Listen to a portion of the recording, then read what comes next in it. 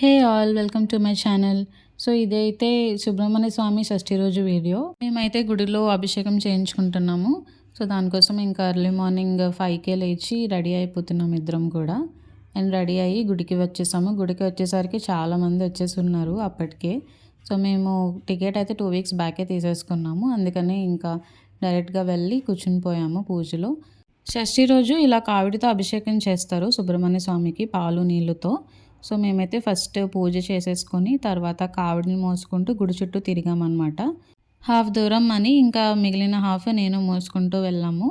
And మేము పట్టుకెళ్ళిన కావిడిలో ఉన్న పాలు నీళ్ళతోని స్వామికి అభిషేకం చేశారు. గుడి మాత్రం చాలా రష్గా ఉంది, చాలామంది వచ్చారు.